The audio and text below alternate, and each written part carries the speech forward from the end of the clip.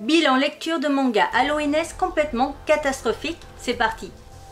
Yahoo! Donc aujourd'hui je te retrouve avec l'extrême plaisir pour une nouvelle vidéo sur la chaîne. Et donc aujourd'hui on se retrouve pour la présentation de 4 mangas, enfin 3 mangas et un webtoon, où ça a été une catastrophe, ça a tous été des flops. Soit je les ai terminés mais c'était quand même merdique, soit j'ai abandonné en cours de route, soit j'ai même abandonné dès le tome 1. Bref, on va en parler aujourd'hui. N'hésite pas à tout moment à liker, commenter et partager cette vidéo. Pense à t'abonner si ce n'est toujours pas fait, c'est rapide, gratuit, ça me ferait extrêmement plaisir. Et je te mets dans la barre d'infos le timer code pour pouvoir passer d'un chapitre à un autre, enfin plutôt d'une œuvre à une autre. On attaque donc avec le webtoon Killstagram. Donc pour ce qui est de ce titre, affronter le tueur au hashtag qui a terrifié des millions de lecteurs, le fantôme Olstra. Et sur toutes les lèvres, ce tueur en série s'en prend à tous les influenceurs en vogue, et Doremi devrait elle aussi se méfier. Avec son million de followers et sa fâcheuse tendance à dévoiler les moindres faits et gestes sur les réseaux sociaux, elle pourrait bien être la prochaine cible dans le genre hashtag influenceur, stalking et serial killer. Voilà. Je t'aurais mis de toute façon les informations à côté de moi. En ce qui concerne ce titre, on suit donc les aventures d'une influenceuse qui, elle, du coup, passe sa vie à partager tous les détails de sa vie sur ses réseaux sociaux, et c'est ça que les gens aiment. En plus, elle est super belle et les gens la pensent super gentille, ce qui n'est pas forcément le cas, hein, comme beaucoup d'influenceuses qui vous mentent. Ah, j'ai des noms, hein. J'ai des noms. Soit ils vous mentent sur le fait qu'ils soient tout gentils, tout mielleux, ou alors ils vous mentent en disant qu'ils ont lu des mangas alors que c'est pas vrai. Bref, toujours est-il. Donc en ce qui concerne cette fille, c'est juste une influenceuse simple qui a réussi sur les réseaux sociaux par sa beauté, etc. et qui partage sa vie, donc les gens adorent ça. Et donc c'est ce qu'on va voir dans cette série. Et donc on va découvrir aussi qu'il y a un tueur qui l'espionne et qui espionne en fait tous les gros influenceurs et qui cherche du coup à les liquider. L'idée de base était bonne parce que personnellement c'est quelque chose qui m'a énormément plu et qui m'a tout de suite captivé. Je suis quand même créateur de contenu maintenant depuis avril 2014 pour les premières vidéos sur notre chaîne. Et donc du coup forcément ça m'a intriguée parce que même si moi j'ai pas des millions d'abonnés, etc., je me suis toujours intéressée à tous ces sujets-là, à toutes ces œuvres-là. D'ailleurs, il y a un K-drama que j'ai vraiment apprécié, il faudrait que je vous le présente d'ailleurs, parce que ça fait une éternité que je l'ai regardé. Et qui était vraiment génial, c'est Celebrity. Et il y en a un autre aussi qu'il faut que je vous présente, mais ça n'a rien à voir. Bon, enfin bref, de toute façon en novembre je sais que j'ai pas mal de K-drama à te présenter parce que j'en ai regardé 3 ou 4. Bref, toujours est-il, l'idée était géniale, j'ai vraiment aimé le principe et tout ça, sauf que dès le début de ma lecture, j'ai très vite déchanté et tout de suite j'ai vu que je n'allais pas accrocher au volume, mais j'ai quand même voulu faire un effort et je me suis dit, tente, quand même, en plus ça a un certain prix quoi, 9,95 € et lui je crois que je l'avais acheté en neuf. Donc voilà, je me suis dit quand même, fais un effort, essaye et on verra. Et puis c'est un sujet qui t'intéresse, donc j'ai essayé de le lire et de lire le volume, mais franchement je n'ai rien trouvé de très intéressant. On est sur un personnage totalement vide et insipide, fade et sans grand intérêt. Personnellement j'ai pas du tout été hypée. Je suis en train de chercher à peu près vers où j'ai pu m'arrêter, mais je crois que j'ai... Ouais, le chapitre 8. Donc j'étais à la page 166 sur 183. Voilà, j'ai presque fini, mais je n'ai pas accroché du tout au délire et ce qui s'est passé, etc. Le ressenti, l'ambiance, le personnage, bref, il n'y a rien du tout qui m'a plu. Et tu vois, là je suis à 4 minutes, sauf que je crois que j'ai foiré mon intro. Donc... j'aurais pas eu grand chose à lire. On va parler de l'intégrale que j'ai lu. Mighty Mover, je sais pas trop comment ça se prononce, j'ai pas vérifié. Donc c'est un manga en 3 tomes des éditions Mangetsu. Donc le dernier tome. Donc celui-là, j'avais trouvé les 2 premiers tomes en occasion à la Bouquinerie Plus à Bordeaux. Et donc du coup je m'étais dit pourquoi pas, en plus la série est en 3 tomes, c'est une série halloweenesque, j'aime bien le résumé. Tentons, on verra bien. En plus c'est un seinen et c'était pas un shonen, parce que je crois qu'il y en a un, c'est un shonen. Donc je m'étais dit pourquoi pas, ça a l'air sympa, c'est rapide à lire, Halloween et tout. Et je sais, j'ai conscience qu'il y a pas mal de titres d'Halloween qui sont assez courts et qui passent. Donc je m'étais dit ok, on fonce. Et donc voilà pour ce qui est du résumé. Donc ah si aussi, pardon, petite précision, je dois te prévenir, mais comme tu peux le voir ici, il y a 2 symboles, faut faire attention. Et en fait, j'ai adoré, je sais pas si c'est que la maison d'édition Mangetsu qui a fait en France ou si même au Japon c'était le cas. En tout cas, dans tous les cas, le fait que Mangetsu l'ait mis, merci, car ils te préviennent qu'il y a 2 chapitres à la fin du tome 2 où il y a du V. Et ça, personnellement, je trouve ça génial et super agréable de voir que la maison d'édition a pris le soin de prévenir les lecteurs qu'il y a du V. Sachant que c'est quand même marqué sinon pour public averti. Mais, voilà, ça, c'est un plus. Donc au cas où, merci vraiment Mangetsu de l'avoir mis. C'est un vrai applaudissement, ce n'est pas du sarcasme ou quoi que ce soit. Parce que je trouve ça agréable. Voilà. Donc, dans une société gangrénée par la pauvreté et l'inégalité, les drames humains se multiplient à l'insu de tous. C'est là qu'interviennent Akane Honjo qui, sous couverture de prendre son service au jardin d'enfance de son fils, défend les faibles et les opprimés lors de périlleuses missions. Un manga d'action survolté où les femmes n'hésitent pas à se salir les mains et à prendre les armes pour protéger celles qui doivent l'être. En ce qui concerne ce manga, j'ai eu 3 avis complètement différents en fait. Pour ce qui est du premier tome, principalement le début, on est concentré sur une aventure, enfin un chapitre, une aventure où elle sauve du coup une personne ou 2 personnes d'un problème, etc. Et je trouvais ça dommage parce qu'on était limite sur un chapitre et une aventure et je voyais pas trop l'intérêt d'en faire un manga en 3 tomes.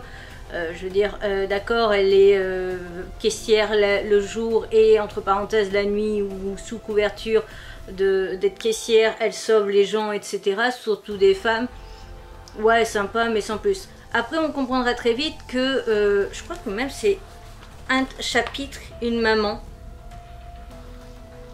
Oui, c'est ça, c'est un chapitre, une maman. Et donc on va découvrir tout simplement qu'elles sont plusieurs mamans qui déposent leur enfant au même endroit, qui ont le même travail et donc sous couverture, etc. Enfin, le truc plutôt badass et super sympa.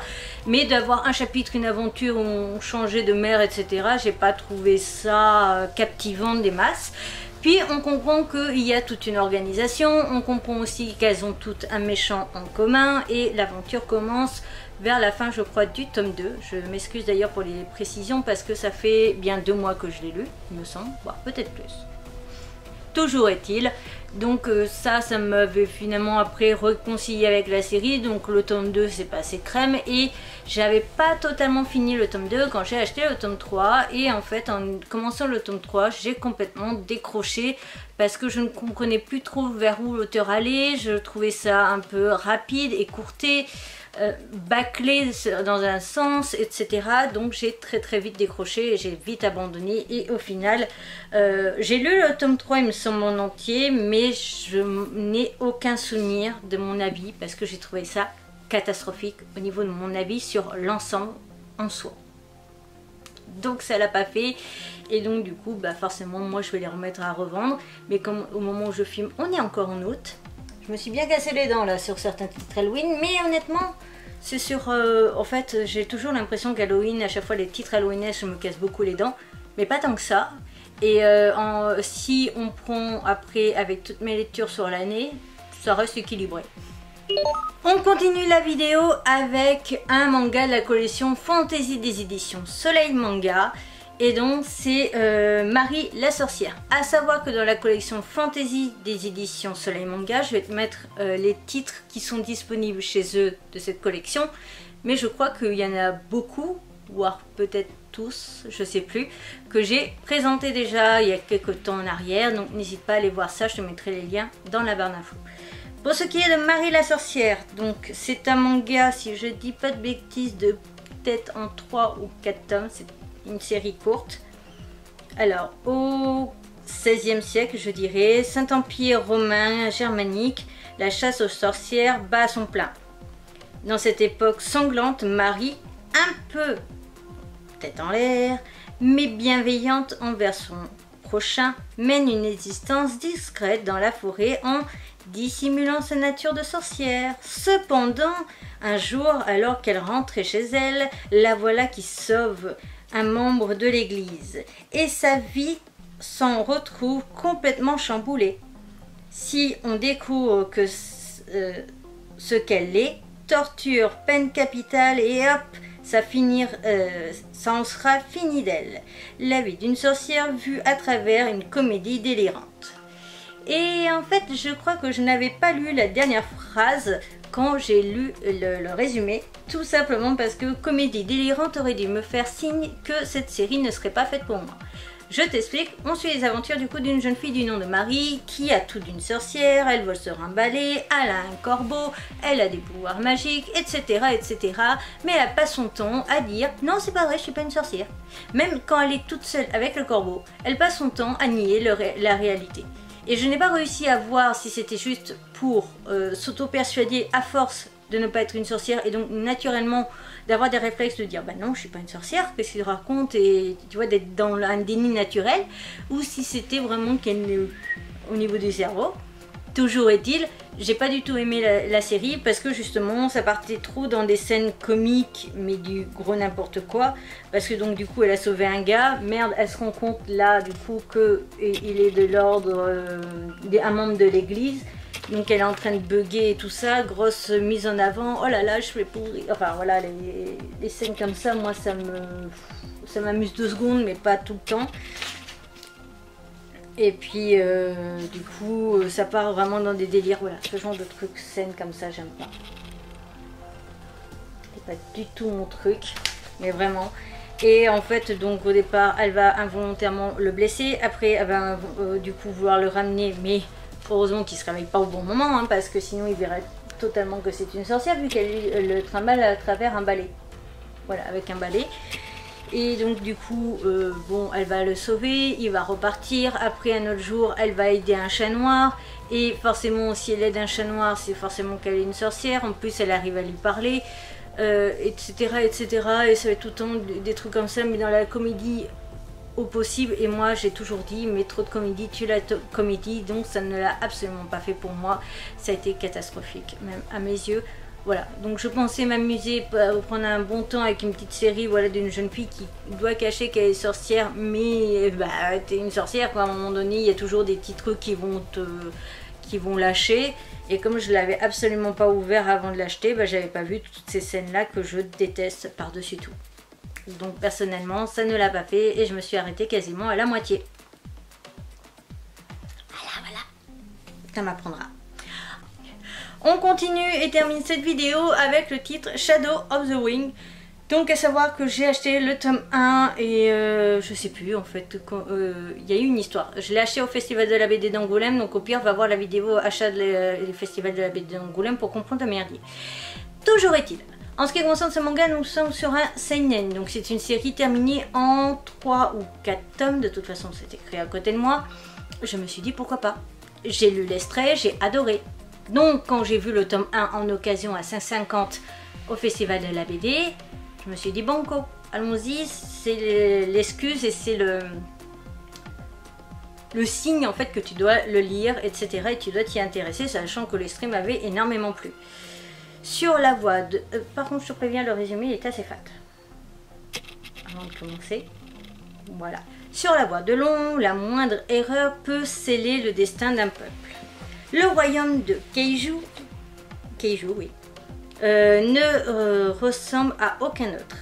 C'est une véritable cité montée sur rail qui suit constamment l'ombre portée de l'anneau tournant de la planète.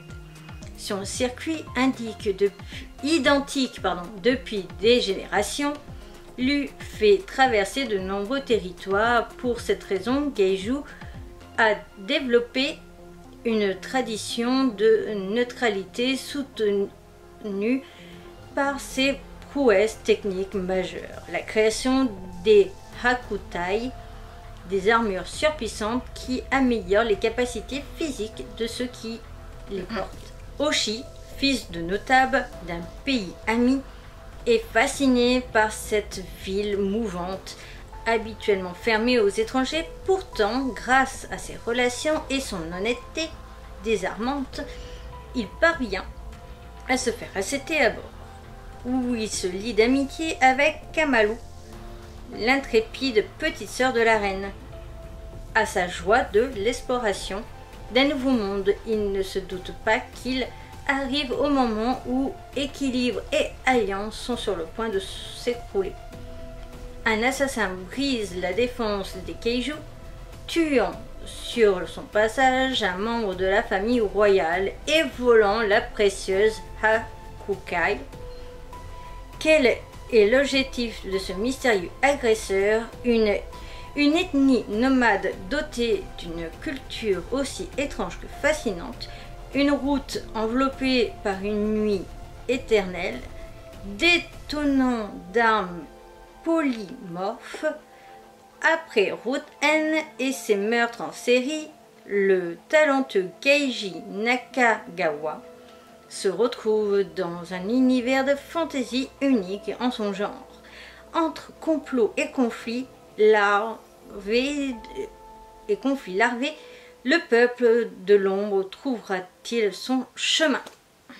Donc, en ce qui concerne mon avis sur ce manga, à savoir tout simplement que, je pense que tu l'as compris, déjà j'ai abandonné la série, mais je crois que j'ai abandonné la série avec le tome 3 et je dois avoir l'intégrale. Je sais plus, honnêtement. Il est là depuis un petit moment à attendre que je fasse la vidéo. Toujours est-il, en ce qui concerne ce titre, il m'a énormément intéressé déjà de par son auteur, qui est donc l'auteur de Route N, que j'ai été présenté il n'y a pas si longtemps que ça, vidéo ici et ici, sur la chaîne, et que j'ai surkiffé parce que c'était un manga qui allait parler principalement d'un gars qui assassine des gens et qui découpe les corps et qui fait un end dans avec le corps au sol de l'appartement de la personne, et qu'on avait su les gens qui nettoient du coup les maisons après tout ça, et on avait donc en même temps l'enquête policière. J'avais adoré le principe, même si je te dirai pas pourquoi, mais la fin était assez bancale. Donc du coup je me suis dit pourquoi pas. En plus quand j'ai vu le résumé je me suis dit ça a l'air sympa, ça fait un petit peu penser à tout ce qui va être le manga Fatima, etc. Enfin voilà, des peuples machin. Et quand j'ai vu en plus le fait qu'on était sur un pays qui, une ethnie nomade, on va dire ça comme ça, qui voyage grâce à une sorte de grand bateau qui suit une ombre et qui est au sol. J'ai halluciné, je trouvais ça tellement intéressant et fascinant que du coup j'avais trop envie de lire. Le résumé m'avait hypé, l'extrait m'avait hypé, la qualité de dessin je la connaissais, l'auteur je connaissais, même si du coup, comme je l'ai dit, la fin m'avait un petit peu laissé perplexe pour l'autre œuvre, mais je m'étais dit pourquoi pas, il y avait tout pour plaire. Ben, honnêtement ça a été catastrophique parce que autant le premier tome était plutôt pas mal, plutôt bien développé, on arrive à comprendre un petit peu la situation même si c'est quelque peu bancal et qu'il y a quelques petits moments où j'avais du mal à tout comprendre, mais bon tu te dis c'est le premier tome, c'est en poser les bases sont très compliquées à comprendre, l'histoire est courte, essaye de passer outre.